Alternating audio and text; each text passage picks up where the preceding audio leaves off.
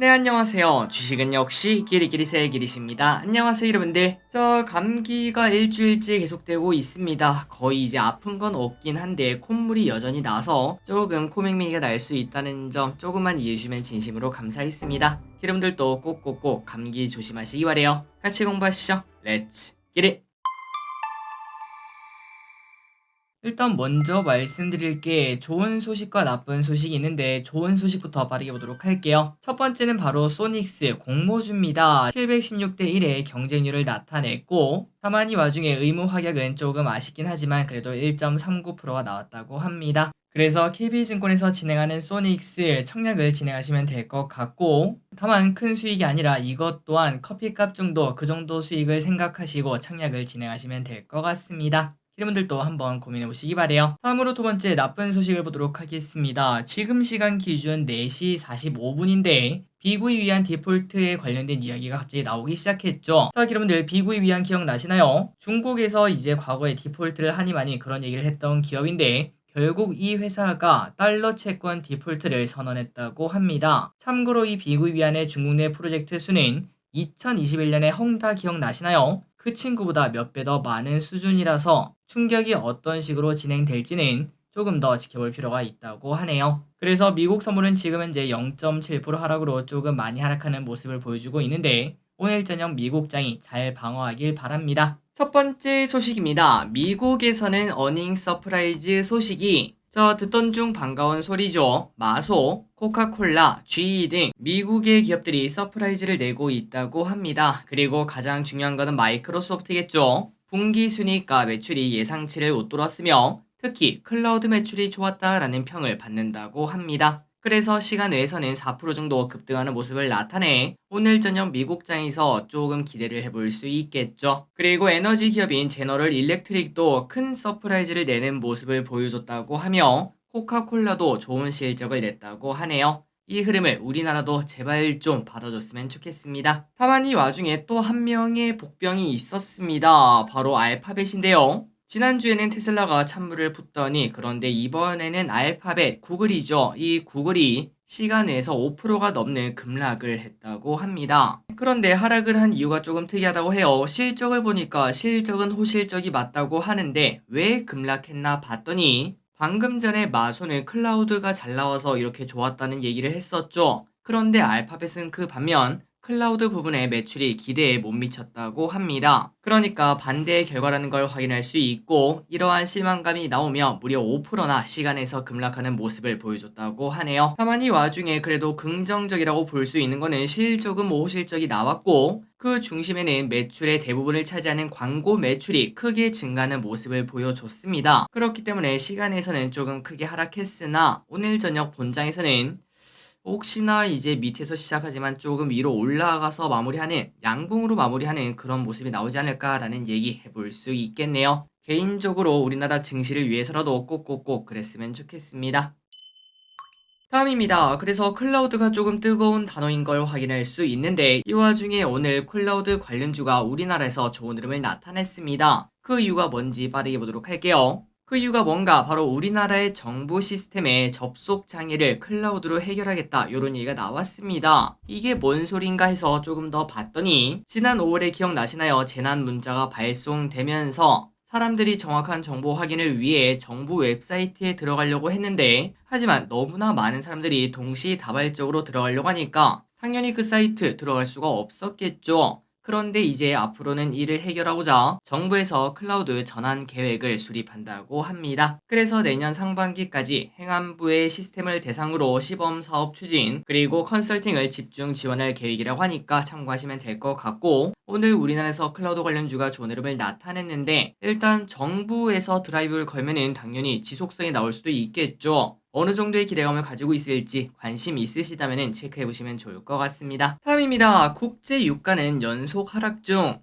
국제 유가는 3일 연속 하락하는 모습입니다. 전쟁 리스크로 더 오른다라는 이야기가 존재하고 있었지만 하지만 전쟁이 생각만큼 빠르게 크게 번지지 않고 이 와중에 유럽의 경제 지표가 부진하게 나오며 하락하는 모습을 보여주고 있다고 하네요. 그래서 지금 WTI는 80대 초반까지 다시 하락하고 있으며 이 와중에 바이든과 사우디 빈 살만은 서로 전화통화를 하면서 인도적 지원 이야기 이런 것들도 했다고 하니까 뭐 전쟁이 커지진 않겠구나, 유가가 급등하진 않겠구나 라는 이야기를 충분히 해볼 수 있다고 하네요. 그래서 이런 모습이다 보니까 흥구석유 같은 인버스적 성격을 가진 급등주 같은 경우에는 고점 대비 30% 넘게 하락하는 모습을 현재 보여주고 있다고 합니다. 다음입니다. 오늘 2차전지가 매우 안 좋은 이유 중 하나라고도 볼 수 있을 것 같은데요. 미국 GM이 3분기 실적이 좋았는데도 불구하고 미래를 조금 어둡게 본다는 소식을 한번 보도록 하겠습니다. 자, 말씀드렸던 대로 제너럴 모터스 매출은 예상치를 웃돌았다고 합니다. 서프라이즈가 나왔다고 하죠. 그런데도 불구하고 주가는 이렇게 하락하는 걸 확인할 수 있고, 그 이유가 뭔가 봤더니 파업의 걱정 플러스 전기차 관련 생산 목표를 폐기를 시켰다고 합니다. 목표 조정이 아니라 폐기라는 것은 조금 더 강하다고 볼 수 있고, 그렇다면 이렇게 폐기한 이유가 뭔가 봤더니 시장 수요가, 전기차에 대한 시장 수요가 예상보다 부족하고 인기가 확실히 최근 들어 시들해지는 걸 확인할 수 있다고 합니다. 그래서 GM은 미시간주에 건설하기로 했던 전기차 공장 가동 시점도 무려 1년이나 연기했다고 하며,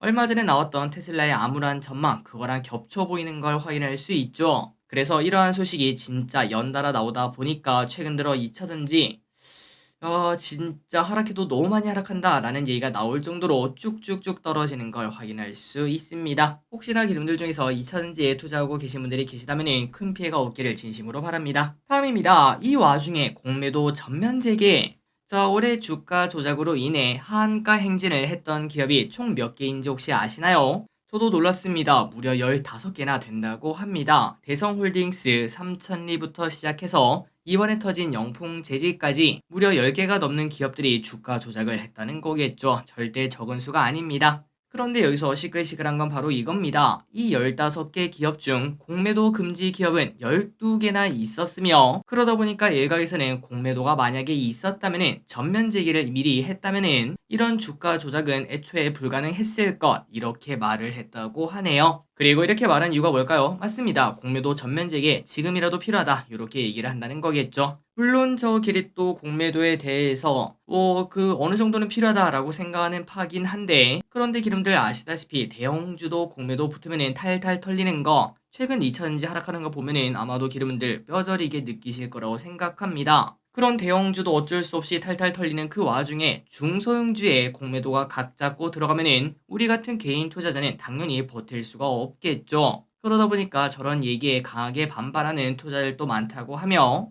저끼리 또 설령 한다고 하더라도 최소한 코스피 3천 거기까지는 올려놓고 그때 하든 말든 해라 라고 말하고 싶습니다. 아마도 기름들도 다들 반대하실 것 같네요. 다음입니다. 지금 증시는 예측 불가.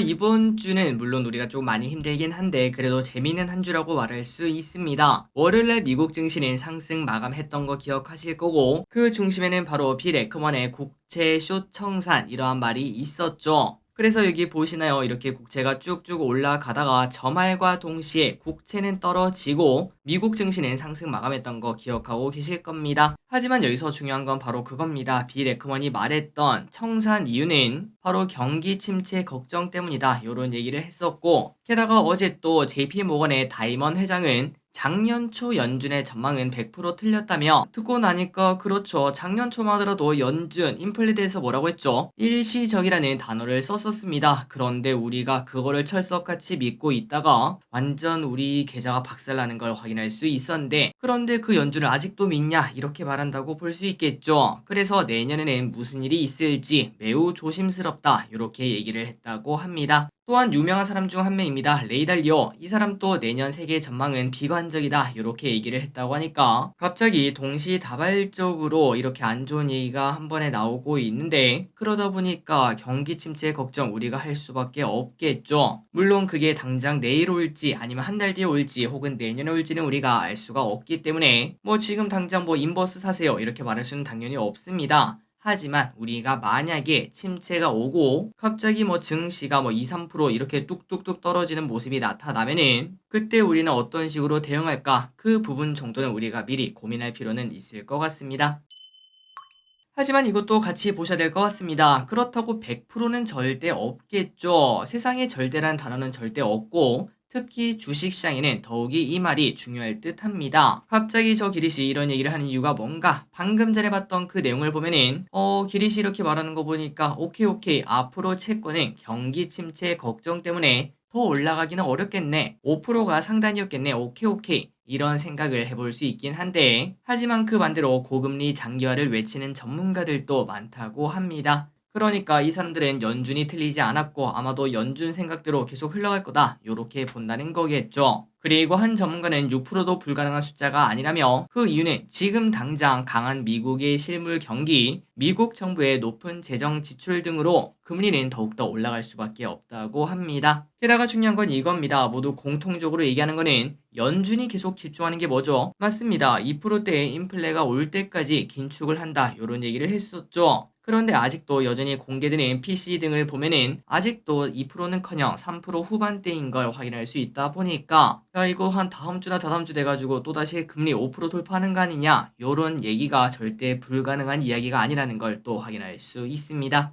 하지만 여기서 가장 중요한 거는 우리의 생각이겠죠. 키리분들의 생각은 어떤지 한번 생각을 해보시고 참고로 오늘 투표를 한번 했는데 투표수 2400분의 생각을 보니까 5%를 또다시 뚫고 오른다가 34%, 여기서 지지부진할 것 같다가 41%, 이제부터는 그냥 하락할 것 같다가 25%로 국채금리가 쭉쭉 떨어질 것 같다라고 예상한 사람들이 가장 적었던 걸 확인할 수 있고 지금 4%대 후반 여기서 머물고 있거나 아니면 다시 5%를 뚫고 올라간다 이렇게 예상한 사람들이 조금 더 많은 걸 체크할 수 있습니다. 과연 앞으로 결과는 어떻게 될지 2주 정도 뒤에 한 번 더 확인해 보도록 하겠습니다. 다음입니다. 사우디와 방산협력 본격화. 사우디와에 관련된 이야기가 계속 나오고 있습니다. 이번 사우디와의 공동성명에서 국방과 방산의 협력 관계를 증진하겠다 이러한 발표도 나왔다고 하네요. 물론 아직까지 계약 규모는 밝혀지지 않았고 그 이유는 주변국에서 추정할 수 있어서 밝히지 않았다고 하는데 하지만 수출 규모가 크고 계약이 곧 성사될 것으로 보인다고 합니다.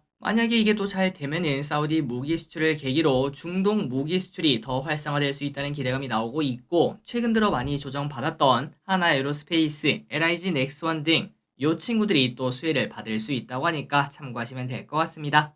다음 소식입니다. 배추값이 금가. 어째 매년 이맘때마다 나오는 뉴스입니다. 단 한 번도 배추값이 싼 적이 없는 것 같아요. 어쨌든 김장철을 앞두고 배추와 김장 재료의 가격이 올라가고 있다고 하며 배추 가격은 이달 평균 한 포기 6,600원으로 작년 10월이랑 비교하면 11% 오른 걸 체크할 수 있습니다. 그래서 아마도 집에서 김치를 담그시는 분들은 조금 고민이 많아지실 것 같고 한편 이 와중에 유통업계는 정부의 물가 안정 방침에 맞춰 김장 재료 할인전을 한다고 하니까 꼼꼼하게 따져보고 사시는 것도 괜찮을 것 같습니다. 다음 소식입니다. 인플레 관련 이야기 하나 더 보도록 할게요. 주류 가격이 많이 오르고 있습니다. 그래서 연말 회식에 경고등이 켜지고 있다고 하는데요. 이건 뭐 당연하겠죠. 연말 연초에는 모임이 많은데 그런데 소주와 맥주가 한 병에 각각 6,000원이 넘다 보니까 이거 소맥하려면 10,000원이야 이런 얘기가 나와서 부담인 걸 확인할 수 있습니다. 실제로 서울 광화문과 강남 등 음식점에서는 이미 소주는 5,000원에서 6,000원, 맥주는 6,000원에서 8,000원에 팔리고 있는데 중요한 건 아직까지 소주 출고가가 인상되지 않았죠. 이제 인상이 되면은 소주는 당연히 6,000원에서 7,000원 이렇게 올라가게 되며 그러다 보니까 야 이거 소맥도 하이볼처럼 나중에 잔으로 만들어서 파는 거 아니냐 이러한 우스갯소리까지 나오고 있다고 합니다.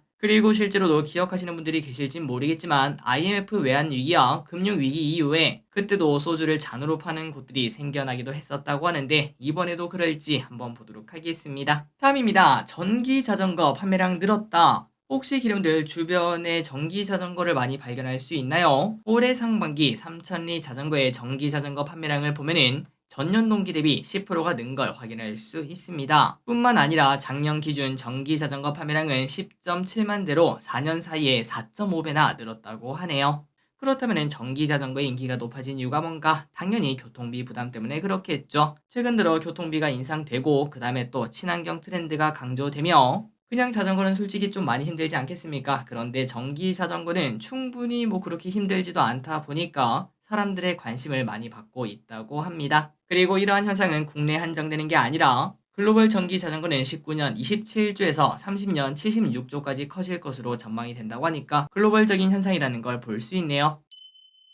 다음입니다. 현대차, 중고차가 시작한 거 알고 계시죠? 그래서 한번 비교를 해봤다고 합니다. 저 길이 또 K카를 한번 사용해봤는데 이 친구랑 그 다음에 현대차 인증 중고차 이 두 개를 비교를 해보니까 결론적으로 현대차가 약 400만원에서 500만원 정도 그 정도나 더 비싼 결과가 나왔다고 하네요. 그리고 기름들 한번 사용해 보셨으면 알고 계시겠지만 K카도 사실 중소업체 대비해서 조금 비싼 편인데 그런데 현대차는 K카보다 더 비싼 걸 확인할 수 있고 다만 혜택이 조금 다르긴 합니다. K카는 온라인과 오프라인 판매를 제공하며 환불기간 3일을 제공하는데 그런데 현대차는 환불기간 무려 7일과 온라인 판매만 이루어지고 있다고 합니다. 그리고 또 그 와중에 앱을 통해 엔진 소리, 내부 이미지, 시트 형태, 공기 쾌적도, 타이어 마모도 이런 정보도 볼 수 있다고 하니까 돈을 설사 조금 더 준다고 하더라도 그래도 진짜 하자 없는 거, 확실한 거 이런 걸 원한다면은 현대차 중고차를 찾는 고객도 많을 거라고 볼 수 있겠네요. 다만 저 길이 생각했을 때는 물론 차별로 좀 다르긴 하겠지만 금액대가 몇백만 원씩 차이 나면은 그러면은 뭐 굳이 현대차까진 갈 필요 없고 K카 정도면 되지 않을까라는 생각도 해봅니다. 다음입니다. 중국 주식을 사볼까요? 자, 시즌 제5748호 중국 증시가 낙관적이라는 소식을 보도록 하겠습니다. 그런데 이번에는 진짜다 이런 얘기가 나오고 있는데 그 이유가 뭔가 봤더니 지난주에 중국 GDP가 서프라이즈에 나왔던 거 기억나시나요? 그 서프라이즈가 나오면서 신빙성이 높아진 걸 확인할 수 있다고 하네요. 그리고 다른 이유를 보자면은 최근 미중 정상회담이 초일기다 이런 얘기가 나오지 않겠습니까? 이 부분도 당연히 중국에게는 호재이며 마침 내년에 대선이 있는 바이든 그리고 경기 둔화를 겪는 시진핑 이 두 사람은 당연히 얻을 게 있고 이 기회를 놓치기가 싫을 것 같습니다. 그리고 중국 하면은 지방 부채가 매우 문제였습니다. 하지만 이 부분도 해결 기미가 보이고 있다고 하며 마지막으로 어제 나왔죠. 중국에서 1조 위안 무려 184조 원의 국채를 발행하며 경기 부양에 나서는 걸 확인을 할 수 있다고 하는데 이런 것들을 봤을 때 이번에는 진짜다. 진짜 중국 반등한다. 요런 얘기를 하고 있다고 합니다. 다음입니다. 미국의 대선 흐름 한번 쓱 보도록 할게요. 자, 내년에 미국에 큰 게 옵니다. 바로 대선이죠. 지금 가상 대결을 해보면은 바이든 36%, 트럼프 36%로 비슷하다고 하며 그리고 우리나라처럼 예측하는 곳마다 당연히 다르긴 한데 트럼프가 더 유리한 곳 그런 것도 많다고 하네요. 그런데 이 와중에 아마도 내년에 이 단어를 많이 볼 것 같습니다. 무소속 F 케네디 주니어가 10%가 넘는 지지율을 받고 있다는 소식. 그렇다면 이 사람이 누군가 봤더니 미국 민주당 계열의 정치 명문가인 케네디 가문의 일원이라고 하며 그러다 보니까 이 사람이 인기를 얻으면 얻을수록 같은 민주당 계열 아니겠습니까? 바이든의 표를 갉아먹을 것으로 예상이 된다. 이런 얘기가 많더라고요. 그래서 결국 이런 걸 보면은 야 이거 또 트럼프 또 오시는군요 라는 얘기를 해볼 수 있는데 하지만 뭐 당연히 대선은 끝날 때까지 모르는 거니까 어떤 결과가 나올지 모르겠지만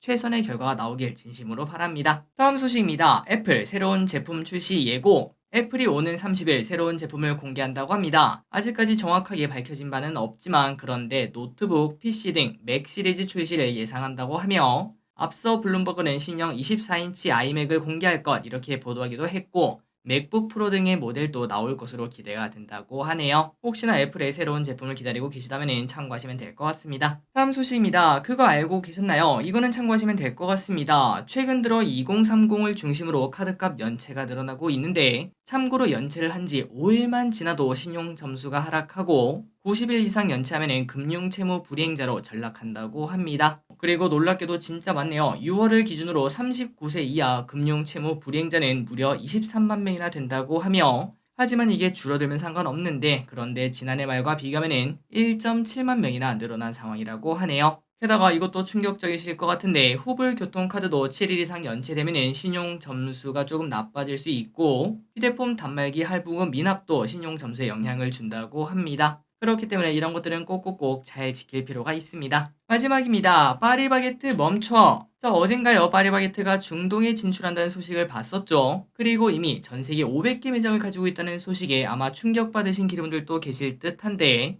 그런데 뚜레쥬르도 한국에만 있는 브랜드가 아니라고 합니다. CJ 푸드벨이 운영하는 뚜레쥬르는 이미 미국에 진출한 바 있고 이번에는 처음으로 캐나다에 매장을 오픈했다고 하네요. 사실 우리나라 빵 어디 가도 뒤처지지 않죠. 진짜 맛있는 거 많습니다. 그래서 앞으로 쭉쭉쭉 성장하길 바라고 그리고 앞으로 뚜레쥬르는 북미 지역의 연내 125점, 2030년까지 1000개 이상의 매장을 세우는 게 목표라고 하는데 꼭꼭 잘 됐으면 좋겠네요. 자, 오늘의 공부 여기까지 끝났습니다. 오늘 장도 그렇게 좋지만은 않았는데 언제까지 이렇게 안 좋을는지 고민이 조금 많아지고 있는 상황이긴 하지만 그래도 언젠가는 또 끝이 있겠죠. 그때 새로운 길을 찾기 위해서 열심히 공부하도록 하겠습니다. 지금까지 기리셨습니다. 빠이요.